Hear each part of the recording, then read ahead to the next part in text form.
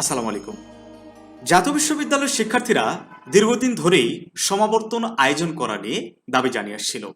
নতুন VC sir দায়িত্ব গ্রহণের পর থেকে এই দাবি আরও জোরালো হতে থাকে। আমরা লক্ষ্য করেছি প্রশাসনও এই বিষয়ে একাধিকবার সায় দিয়েছে।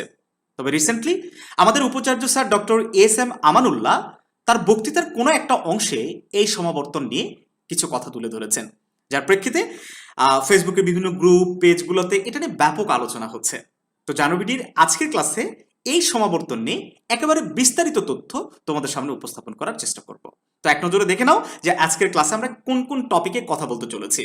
তো শুরুতে আলোচনায় থাকবে যে জাতীয় বিশ্ববিদ্যালয়ের সমাবর্তন কি, দেন সমাবর্তনে কারা কারা অংশগ্রহণ করতে পারবে, কোন কোর্সের শিক্ষার্থীরা, জাতীয় বিশ্ববিদ্যালয়ে কোন কোর্সের শিক্ষার্থীরা এখানে অংশগ্রহণ করতে পারবে, অনলাইনে রেজিস্ট্রেশন পদ্ধতি, দেন হচ্ছে সময়সীমা, সমাবর্তনের কত টাকা ফি লাগতে পারে, এর ড্রেস কোড কি, তারপরে হচ্ছে সনদ ক্রেস্ট কিভাবে পাওয়া যাবে, শেষ কবে অনুষ্ঠিত হয়েছে এই সমাবর্তন এবং পরবর্তী সম্ভাব্য তারিখ। এই প্রশ্নটা কিন্তু তোমরা বেশি করেছো যে কবে এই সমাবর্তনটা অনুষ্ঠিত হতে যাচ্ছে। তো সেটাও আমরা আজকের ভিডিওর মাধ্যমে তোমাদেরকে জানিয়ে দিব এবং এই সমাবর্তনটা শিক্ষার্থীদের জন্য কেন বেশি গুরুত্বপূর্ণ আর কেনই বা দীর্ঘদিন ধরে এই সমাবর্তনের দাবি শিক্ষার্থীরা জানিয়ে আসছিল। তো চলো আমরা বিস্তারিত এক একটা টপিক ধরে ধরে আলোচনা করি। আশা করছি আজকের এই ক্লাস শেষে সমাবর্তন নিয়ে আর কোনো কোশ্চেন তোমাদের মধ্যে থাকবে না ইনশাল্লাহ। তো আমরা প্রথমে জানার চেষ্টা করি যে জাতীয় বিশ্ববিদ্যালয়ের সমাবর্তনটা আসলে কি। সমাবর্তন হলো শিক্ষা জীবন শেষে এক আনুষ্ঠানিক সনদ বিতরণ অনুষ্ঠান। এখানে শিক্ষার্থীরা গাউন পরে সনদ ও ক্রেস্ট গ্রহণ করে। এটি শিক্ষা জীবনের মর্যাদাপূর্ণ একটা ইভেন্ট। ওই যে আমরা এতদিন পর্যন্ত তো আমাদের টেলিভিশনে কিংবা মোবাইলে জাস্ট পাবলিক বিশ্ববিদ্যালয়গুলোর যে সমাবর্তন সেগুলো দেখে এসেছি। তো নিশ্চয়ই তোমরা বুঝতে পারছো যে সমাবর্তন আসলে জিনিসটা কি। দেন সমাবর্তনে আসলে কারা কারা অংশগ্রহণ করতে পারবে। অনার্স, মাস্টার্স এবং প্রফেশনাল কোর্সের উত্তীর্ণ শিক্ষার্থীরা।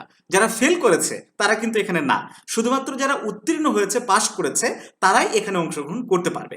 এবং নির্দিষ্ট সেশন বা বছরে পাশ করা শিক্ষার্থীরা চাইলেই কিন্তু সব সেশনের স্টুডেন্টরা এখানে অংশগ্রহণ করতে পারবে না। বিশ্ববিদ্যালয় কর্তৃপক্ষ যখন এটা সার্কুলার দিবে তখন তারা এখানে বলে দেবে যে কোন কোন সেশনের শিক্ষার্থীরা এখানে আবেদন করতে পারবে এবং কারা কারা অংশগ্রহণ করতে পারবে। এবং এনইউ কর্তৃক নির্ধারিত যে রেজিস্ট্রেশন টাইম আছে সেই টাইমের মধ্যে যারা আবেদন করবে তারাই অংশগ্রহণ করতে পারবে। সময় শেষ হয়ে গেলে আবেদন করলে কিন্তু এখানে আর অংশগ্রহণ করা যাবে না। তারপরে আমরা দেখি যে কোন কোন কোর্সে অংশগ্রহণ নেওয়া যাবে, মানে কোন কোন কোর্সের স্টুডেন্ট এখানে অংশগ্রহণ করতে পারবে। চাইলে কিন্তু ডিগ্রি পাশের স্টুডেন্ট এখানে অংশগ্রহণ করতে পারবে না, চাইলেই কিন্তু থার্ড ইয়ার কিংবা সেকেন্ড ইয়ার স্টুডেন্ট এখানে অংশগ্রহণ করতে পারবে না। অবশ্যই একটা স্টুডেন্টকে অনার্স ফোর্থ ইয়ার, ঠিক আছে, 4 বছর মেয়াদি কোর্স তাকে সম্পূর্ণ করতে হবে, মাস্টার্স ফাইনাল পাস হইতে হবে, অথবা প্রফেশনাল যে কোর্সগুলো আছে বিবিএ, এমবিএ, বিএড, এইসব শিক্ষার্থীরাও কিন্তু এখানে অংশগ্রহণ করতে পারবে। এখন তাহলে প্রশ্ন করতে পারো, ডিগ্রির স্টুডেন্টরা কি জাতীয় বিশ্ববিদ্যালয়ের স্টুডেন্ট নয়? তারা এখানে কেন অংশগ্রহণের সুযোগ পাচ্ছে না? হ্যাঁ, তারা অংশগ্রহণ করতে পারবে, তাদেরকে অবশ্যই মাস্টার্স পরীক্ষা দিয়ে তাদের গ্রাজুয়েশনটা কমপ্লিট করতে হবে, ঠিক আছে, পোস্ট গ্রাজুয়েশনটা কমপ্লিট করতে হবে, দেন তারা এই সমাবর্তনে অংশগ্রহণ করতে পারবে। তো এরপরে দেখো যে রেজিস্ট্রেশন পদ্ধতি এবং সময়সীমা কিভাবে অ্যাপ্লিকেশন করা যাবে। তো যখন বিশ্ববিদ্যালয় কর্তৃপক্ষ এই সংক্রান্ত সার্কুলার দিবে, সার্কুলার দিলে একটা তারা অনলাইনে একটা ওয়েব পোর্টাল খুলে দিবে যেখানে অনলাইনে আবেদন করা যাবে। শিক্ষার্থীর সেশন, নাম, মোবাইল নাম্বার, কিংবা এখানে একটা কিন্তু নির্দিষ্ট সার্টেইন অ্যামাউন্ট ফি দিতে হয়। ওকে, বিশ্ববিদ্যালয় কর্তৃপক্ষকে একটা ফি জমা দিতে হবে। এটা ফি কেন? যে ওই যে অনুষ্ঠানের যে একটা খরচ, কিংবা তোমাদের একটা ড্রেস দেওয়া হবে, নির্দিষ্ট একটা স্পেশাল ড্রেস কোড আছে, কিংবা আলাদা একটা হয়তো খাবারের ব্যবস্থাও রাখতে পারে, লাঞ্চের মানে একটা নাস্তা, হালকা নাস্তার ব্যবস্থা রাখতে পারে, স্ন্যাক্সের, এরকম কিছু খরচের জন্য তার একটা নির্দিষ্ট ফি অবশ্যই নিবে, যেটা সব পাবলিক ইউনিভার্সিটিগুলোতেই হয়ে থাকে।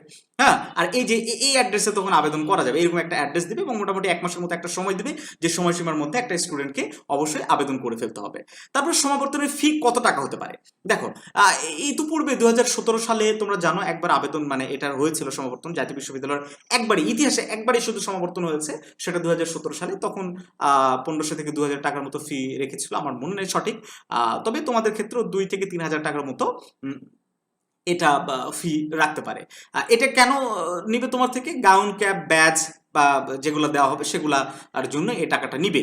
এবং ড্রেস কোড কিন্তু অবশ্যই আছে একটা ফর্মাল কালো অথবা নীল রঙের প্যান্ট, শার্ট, এই শাড়ি মেয়েদের ক্ষেত্রে পরতে হবে, ঠিক আছে। তারপরে দেখো যে শেষ কবে সমাবর্তন হয়েছিল। জাতীয় বিশ্ববিদ্যালয়ে কি ইতিপূর্বে সমাবর্তন হয়েছিল? হ্যাঁ, জাতীয় বিশ্ববিদ্যালয়ের ইতিহাসে একবারই সমাবর্তন হয়েছিল, সেটা হচ্ছে 17 জানুয়ারি 2017। স্থান বঙ্গবন্ধু আন্তর্জাতিক সম্মেলন কেন্দ্র ঢাকা, অর্থাৎ গাজীপুর কিন্তু যে বোর্ড আমাদের সেখানে কিন্তু হয়নি, এটা বঙ্গবন্ধু আন্তর্জাতিক সম্মেলন কেন্দ্র অনুষ্ঠিত হয়েছিল এবং এখানে শিক্ষার্থী অংশগ্রহণ করেছিল মাত্র 4,932 জন। সবাইকে অংশগ্রহণের সুযোগ দেওয়া হয়েছিল না। যারা স্পেশাল স্টুডেন্ট, যারা অনেক ভালো রেজাল্ট করেছে সারা বাংলাদেশ থেকে, তাদেরকেই এখানে অংশগ্রহণ করার সুযোগ দেওয়া হয়েছিল। তবে এবছর কাদের মানে কতজন শিক্ষার্থীদের অংশগ্রহণের সুযোগ দিবে, এটাই হচ্ছে এখন প্রশ্নের একটা বিষয়।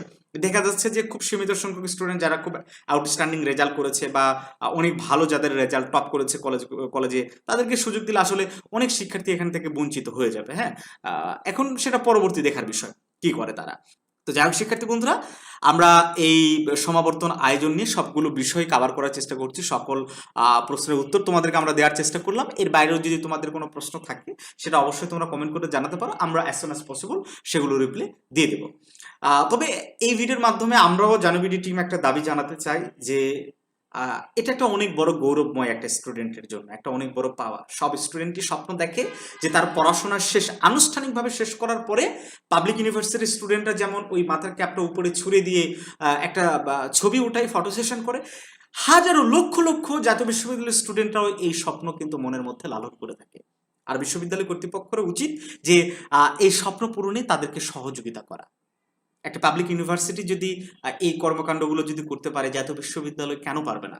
জাতীয় বিশ্ববিদ্যালয় নতুন ভিসি স্যার সবসময় সংস্কারের কথা বলেছে এবং ইতিমধ্যে বেশ কিছু জায়গায় সংস্কার এবং অনেক পরিবর্তন আনার চেষ্টা তিনি করেছেন। আমরা চাই এই সমাবর্তন নিয়েও অনেক বড় সিদ্ধান্ত একটা তিনি নেবেন এবং এই যে 17 সালে হওয়ার পর থেকে একেবারে আবার এই যে 10 বছর পরে আয়োজন করছে, এরকম সমাবর্তন আমরা চাই না। আমরা চাই প্রতি 1 বছর 2 বছর পর পর যেন সমাবর্তন হয়। তো যাই হোক, আজকের ভিডিওর মাধ্যমে এইটুকুই তোমাদের জানানো ছিল। আশা করছি সমাবর্তন নিয়ে তোমরা উত্তরগুলো পেয়েছো। ভালো থেকো সবাই, দেখা হচ্ছে নতুন কোনো ভিডিওতে।